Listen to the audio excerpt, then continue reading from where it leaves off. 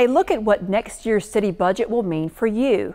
A new way to find out about job openings with the City of Durham, and a high ropes experience you don't want to miss. We invite you to join us now as we take you inside City Hall this week.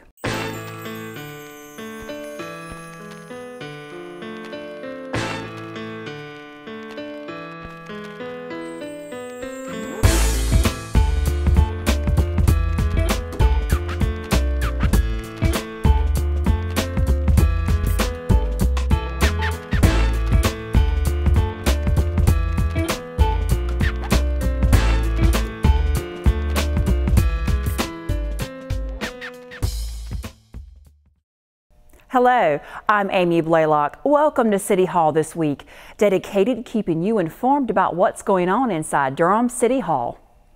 The city's budget for next year is now in place, balancing the realities of a still challenging economy with the services residents want and expect. The City Council approved the $362 million spending plan during its June 20th meeting. It includes a modest property tax increase of half of a penny, or a 0.56 cent increase, which brings the total tax rate to 55.75 cents per $100 of assessed value. This slight tax increase will go toward general fund debt service and is in addition to water and sewer rate increases and a stormwater rate increase. Those rate increases will go toward capital improvement projects and maintenance. The budget also allows the city to strengthen its focus on revitalizing neighborhoods and furthering downtown improvements, while addressing deferred maintenance, street repaving, and public safety needs. For more information about the 2011-2012 budget, visit the city's website at durhamnc.gov. As part of the effort to help people still struggling from the recent economic downturn, the city is taking several additional steps to help those looking for jobs. An existing contract with General Management Solutions will be increased by $90,000. The money is being provided through a grant from the State Division of Workforce Development. It will be used to provide on-the-job training subsidies for up to an additional 36 Workforce Investment Act adult and laid-off worker participants. These people have been specifically identified as being chronically unemployed or graduates from a Jobs Now program. They may also be among the 3,000 state employees who will be affected by the reduction in force notices or terminated from their positions by the end of June. Another round of funding in the same amount is expected to come later in the year. The city will also add $300,000 to the contract with Community Partnerships Incorporated to provide Workforce Investment Act services for up to 155 eligible youth. Those young people are participants in the Youth Employed and Succeeding, or YES program. The funding will support many services, including connecting youth to services in the community that address barriers to employment, diploma equivalency or skill attainment, tutoring, and occupational skills training. And the Achievement Academy of Durham will continue to help the city provide workforce services to the young people of Durham as well. The city renewed its contract with the organization and increased the amount of the contract for the coming year by $69,000. The Achievement Academy helps to provide services for up to 38 Workforce Investment Act eligible youth in the YES program. Job seekers in Durham have a new way of finding out about career opportunities with the city. The city's Human Resources Department is now sending notices about job openings by text message to subscribers. Right now with the text messaging, we are building the database, so we want people to text to 85620 and become a part of the database. Once that's done, and actually we've started a little now, we'll be sending different messages about jobs via text message. The whole system is internet based, so once we build up a good database, we'll begin to send other messages about maybe featuring jobs or featuring something else that may be going on in the city. The service offers subscribers a way to join the department's database for receiving notices on city jobs and other city information. We believe that we should try to reach all kinds of audiences, and after talking with several different youth members, texting and cell phone use is really a large part of what they do in terms of communication. So we thought we would try a text marketing application to see if we can reach a broader group of citizens. City staff says having the job information texted does not necessarily offer subscribers an advantage in finding out about openings. It just ensures that everyone has the same opportunities if they are interested. It's another resource for us reaching other audiences with job openings. So we hope to reach those who would not go immediately to our website, but upon receiving a text may then link to the website to get information about job openings. Again, job seekers interested in receiving the notices should text Durham to 85620. Regular service provider texting fees will apply. In another effort to support residents in need of some extra help these days, the city will use federal funds to assist with the creation of more affordable housing. One example of that is the award of $450,000 in home funding to Metropolitan Housing and CDC Incorporated. The money will help with the construction of 10 home ownership units within the Franklin Village development. The development is a home ownership and rental community located on the former Few Gardens public housing site at the corner of Holman and Taylor Streets in northeast central Durham. Another project focuses on the rehabilitation of 12 properties in southwest central Durham. $180,000 in home funds will be used by Builders of Hope to rehabilitate or replace 10 single-family properties located on Rock Street and 2 homes on Rosedale Avenue. This money is in addition to funds that were previously approved for the project, but were not enough to cover problems that came up during the renovation of the homes. A third project will allow Builders of Hope to use $211,000 in home funds for the acquisition and rehabilitation of 2 properties in the Southside neighborhood. The new energy-efficient homes will then be sold to individuals or families whose income is at or below 80% of the area median income. And finally, Housing for New Hope will use $211,000 in home funds to support the renovation of a 10-unit apartment building on Oak Drive. The project was started last year, but the extra money is needed to help with improvements to the original design for the building. Once completed, the rental units will be made available to individuals or families earning 50% or below of the area median income. 16 of the city's buses will be getting an internal makeover. Thanks to a $740,000 federal transit grant, the buses will receive new engines to replace the old ones that have caused many problems. This set of engine replacements is in addition to 12 buses that received the same repairs last year. The city's Make It Durham campaign is apparently making an impact. Find out how the program is succeeding in getting business leaders and employees to not only work in Durham, but to live here as well, when City Hall This Week continues. Hi, I'm Chief Jose Lopez with the Durham Police Department. Everyone knows in times of an emergency to call 911. But what about during a non-emergency like these? So you want to report a barking dog? Loud music? Call 560-4600. This 24/7 number was established by the Durham 911 Center for all non-emergency calls. Immediate threat to your life or property, call 911. And all other non-emergency calls? 560-4600. Now you got it. Blowing yard waste into the road hurts our water. Yard waste can clog storm drains and it becomes unwanted fertilizer in our streams and rivers. Clean water begins with you and me. This message brought to you by the Clean Water Education Partnership.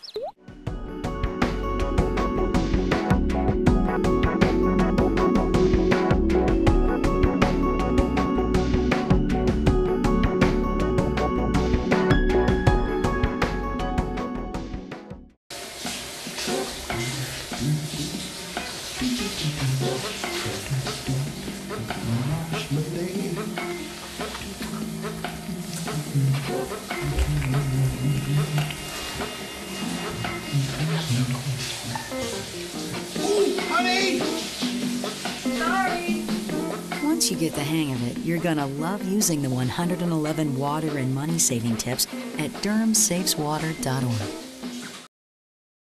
Welcome back. The city is extending its economic development relationship with Downtown Durham Incorporated, or DDI. Downtown Durham Inc. was established in 1994 as a partnership between the public sector, the city and the county, and the private sector. It is a 501c6 nonprofit organization. Our mission is to create an environment for private investment in downtown. And we work in their program areas of economic development, marketing promotion, appearance, and safety. And the idea is to bring the public and the private sectors together to revitalize downtown. And of course, we've had a fair degree of success and when I say we, I mean the collective we of Downtown Durham Inc. and our public and private partners and our community. We've had a fair degree of success over the years. To build on that success, the City Council approved a $148,000 contract with the organization to continue to provide its services over the next year. During the past year, I think it's been interesting for us because, you know, as we all know, we're in a very, very difficult economy. But there have been several factors that have kept the momentum of downtown revitalization moving forward for Durham very successfully. First, I would point out that we had the foresight, and once again, the we is the collective we of our community. We had the foresight to pass some bond referendums which allowed, in this particular year, for the construction of the new courthouse and the Human Services Center by the county. And I think those major projects continue to put cranes up in downtown Durham and show development progress. I think secondly, we have really had an explosion of retail, mainly high-end boutique type retail stores and restaurants, particularly along Main Street and up by the old ballpark in our Durham Central Park neighborhood. Companies such as Bull City Brewery and Burgers, the Gear Street Garden, the Old Havana Sandwich Shop. We've seen this explosion of really interesting businesses on our street level, bringing retail and restaurant activity back. And I think that goes hand in hand with what's going on at the DPAC and the ballpark, etc. I think thirdly, we have really done a very good job of corporate recruitment into our downtown. We now have over 50 entrepreneurial high-tech companies, creative class type companies that have moved in the last year. Our office occupancy continues to be at 91% occupancy, which is the second highest in the triangle. So our commercial leasing activity has stayed very strong. So I think those three activities have really kept the momentum going in downtown Durham. Despite all of those accomplishments, there are still many economic development goals for downtown in the future. For next year, I think there are several private sector development projects. We're very interested in getting shovels in the ground in the coming year, hopefully before the end of this calendar year. That would include the Chesterfield project by Josh Parker at the Brightleaf and Warehouse District intersection on Main Street, and a couple of hotel projects, Concord Hospitality over in the Brightleaf District. Green Fire development here in the city center with the Hill Building, SunTrust Tower, the Morris Ridge development by Measurement Inc. By the Farmers Market. I think we also will continue, as we're seeing, continue positive activity, but continue to bring more indigenous, local, exciting, creative, boutique, retail, and restaurants, particularly to our city center district. We'll continue to focus on that. We'll continue to have the focus on small entrepreneurial companies, high-tech type folks, as a spin-off of the very successful partnership we have with the Chamber with the Bull City Stampede project, which just completed.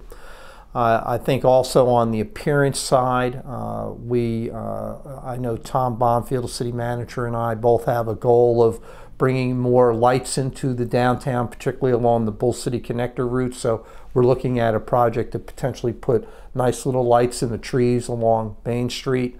For DDI internally, a big project will be bringing the Business Improvement District, which was just recently approved by the City Council, into operation. This coming year will be a year of planning, developing contracts, helping the public and the private sectors and our own organization get ready for the operational beginning of the bid in July 1st of 2012. So we'll continue to have a very busy operation in the coming year, which is good. Busy is good, and we're very excited about it. In order to continue its goal of administering the signage grant program, the City Council also approved a $35,000 increase to last year's contract with DDI. The funding will allow for up to approximately 14 additional sign grants throughout downtown at a cost of $2,500 for each grant award.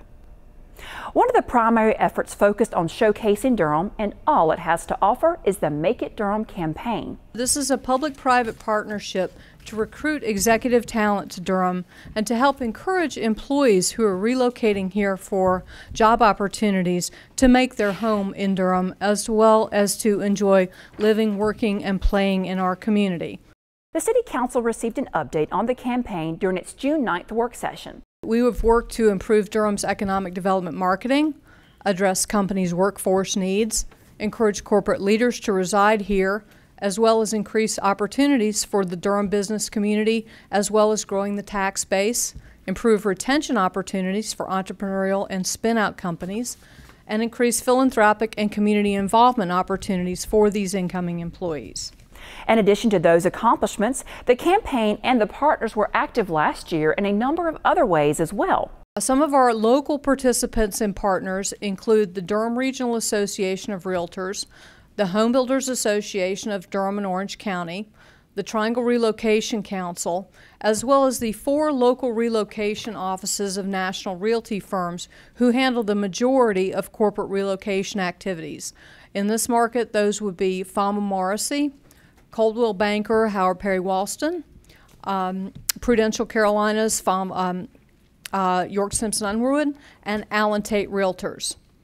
In conjunction with these realtors and human resources professionals, we executed marketing strategies and tactics portraying Durham as the highly desirable and exciting community that it is in which to live, work, and play.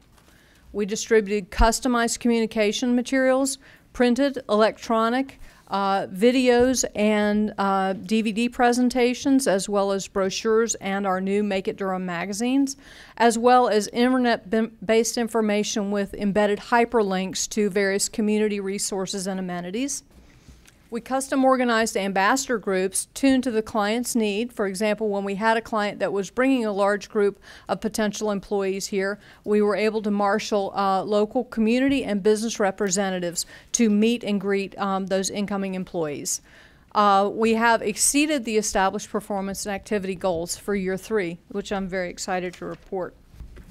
We worked very closely with Duke this year. I'm very happy to report that because we've worked hard to penetrate Duke, not only in the computer science and the divinity school, statistical science center, but in the medical center for incoming doctoral residency and physician recruitment efforts there.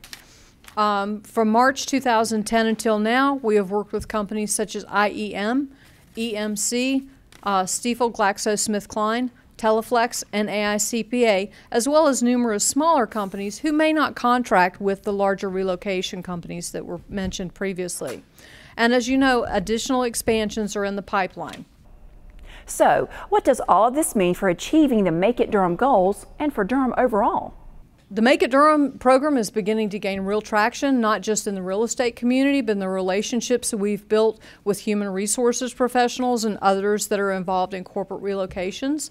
We're also working hard in the community, not just our organization, but I know many of the city and the county, Downtown Durham Inc., and a number of others are working hard to help Durham have a better self-image and to be better ambassadors for our communities. Unfortunately, relocations for the past 3 years have been drastically reduced to the economy.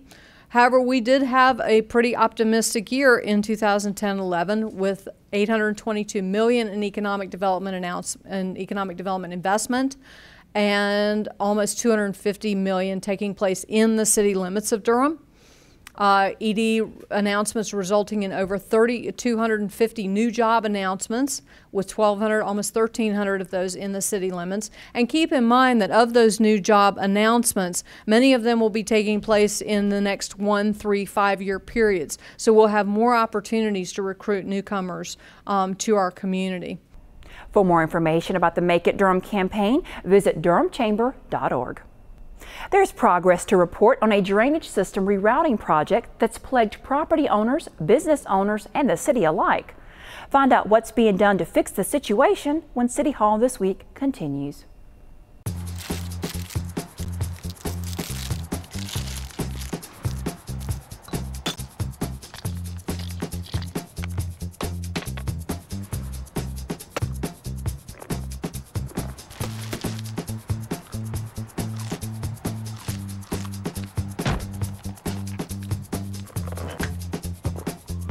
What we do to the planet, we do to ourselves.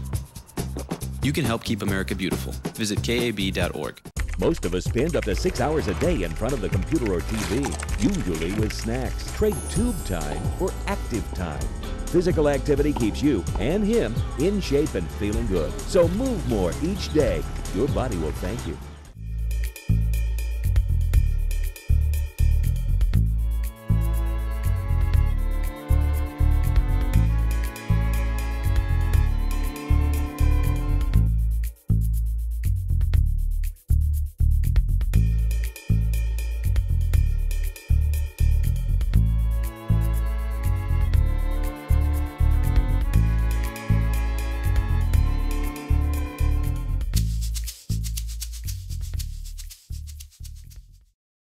Welcome back. The city is working to move forward with a drainage system rerouting project that has been many years in the making. The project is taking place because the drainage system has caused many problems under Nana's Restaurant and the Rockwood Building, which are located at 2514 University Drive. The property's owner, Scott Howell, and the city have been working together since 2005 to design and build a replacement stormwater line. A precast replacement culvert was also in the plans to be installed, but an additional $146,000 is needed to finish the project. The City Council approved that amount after receiving an update at its June 9th work session. This drainage system is in poor condition, and the property owner and the city have entered into an agreement to replace and reroute the system. Additional funds are needed to complete the design, permitting, and construction documents for this project. Approving the additional funding at this time will expedite the overall project. Since recent floods in the area have caused a critical situation for the property, City Council members and city staff reviewed why the project has taken so long to complete. They also expressed their commitment to making sure it is finished as quickly as possible. In terms of where we're at with it, in the most recent history of it is we've had failures and road closures within the right-of-way that we've been addressing over the past 18 months. And that, by ordinance, takes priority over issues that are outside of the right-of-way or on private property. But that's the most recent. But from the past, it's the system of getting your design approved by DOT. One, it's identifying the issue, contracting the original design, going to DOT. A supplemental agreement was initially executed with Mr. Howell in 2006 and a supplemental agreement in 2008. Right. And designs were completed shortly thereafter and submitted to the state, and the state ultimately declined to approve the design of a precast unit. And since that time, we've had 4 major road closures throughout the city, and that's where we've been working. And we're back on to Mr. Howell's concern, and this will be the final step to completing that issue. Construction of the new drainage system is expected to be completed by this winter at the latest. The city is continuing its efforts to reduce energy use and cost for Durham's taxpayers. To that end, the South Durham Water Reclamation Facility now has new energy-efficient exterior LED lighting. As part of the project, 48 beta LED lights on 18 poles were installed in the processing area and at the front gate. The lights are resulting in much improved visibility at night for staff, along with a 64% energy savings. This $106,000 project was paid for with grant money made possible through federal stimulus funds. An agreement between the Parks and Recreation Department and Durham Public Schools will make it possible for them to rent each other's facilities without having to pay. Up until now, they both have spent close to $20,000 a year renting each other's facilities. The schools primarily rent swimming pools for their high school teams and tennis courts for middle schools without their own courts. Parks and Recreation primarily rents gymnasiums at the schools. The goal of the agreement is to prevent the need of one public agency paying to use the facility of another public agency when their missions overlap. The city's newest recreation facility is now open.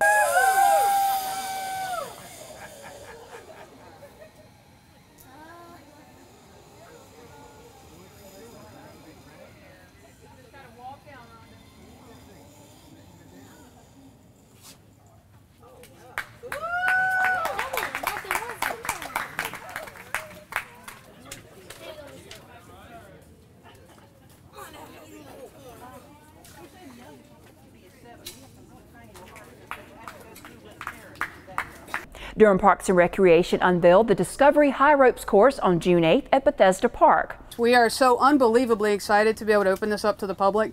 This is our pride and joy. It's been a long time coming. It is a ridiculous amount of fun.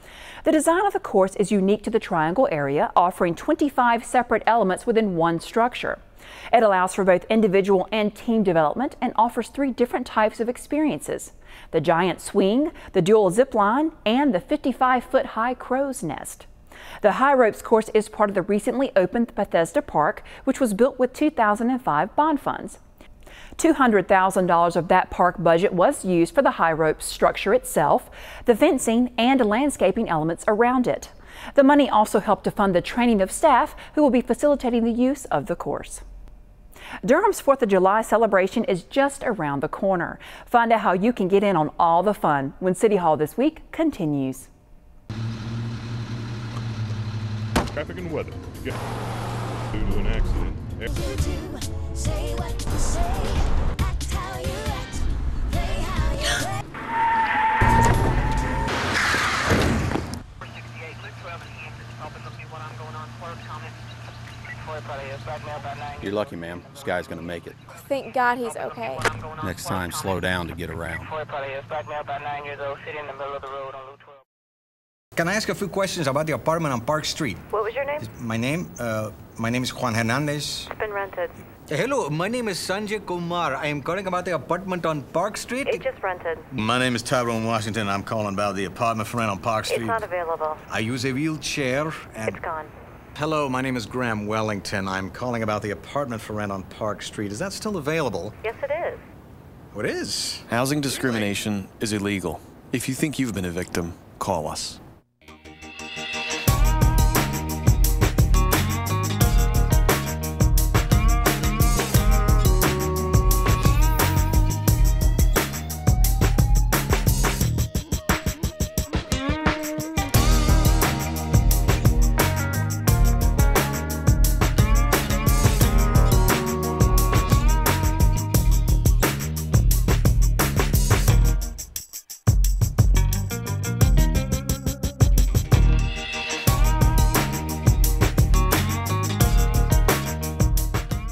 Welcome back.